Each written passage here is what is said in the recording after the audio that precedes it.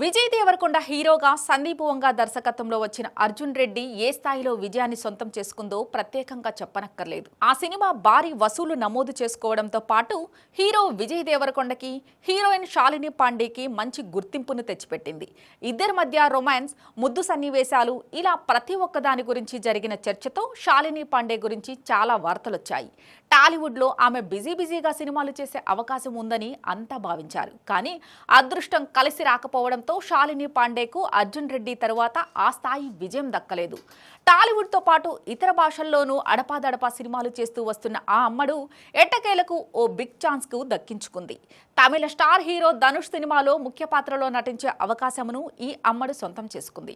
టాలీవుడ్లో దక్కని గుర్తింపును కోలీవుడ్లో ఈ అమ్మడు వెతుక్కుంటుంది.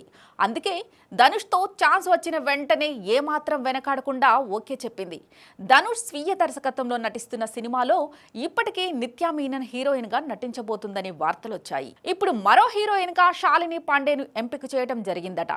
ధనుష్ బ్యాక్ టు బ్యాక్ హిట్స్తో దూసుకుపోతున్నాడు. ఓవైపు ఇతర దర్శకులతో కలిసి సినిమాలు చేస్తున్న ధనుష్ మరోవైపు సొంత దర్శకత్వంలోనూ సినిమాలు చేస్తూ బిజీగా ఉన్నాడు. ఇటీవలే రాయన్ సినిమాతో దర్శకుడిగా హిట్ కొట్టిన ధనుష్ తాజాగా ఇడ్లీ కడై అనే చిత్రాన్ని ప్రకటించాడు.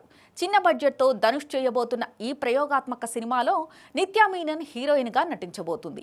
కీలక పాత్రకు గాను శాలిని పాండేను ఎంపిక చేయడం జరిగిందని తెలుస్తోంది.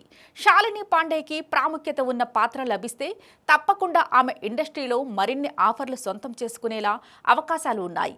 ఇడ్లీ కడై సినిమాను ధనుష్ దర్శకత్వంలో Dawn Pictures, Wunderbar Films బ్యానర్లు సంయుక్తంగా ఈ సినిమాను నిర్మిస్తున్నారు.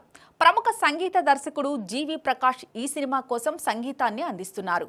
ఇప్పటికే పాటల రికార్డ్ పూర్తి అయ్యాయి అనే వార్తలొస్తున్నాయి. విశ్వసనీయంగా అందుతున్న సమాచారం ప్రకారం వచ్చే ఏడాది సమ్మర్ కానుకగా ఈ సినిమాను ధనుష్ ప్రేక్షకుల ముందుకు తీసుకురాబోతున్నాడు.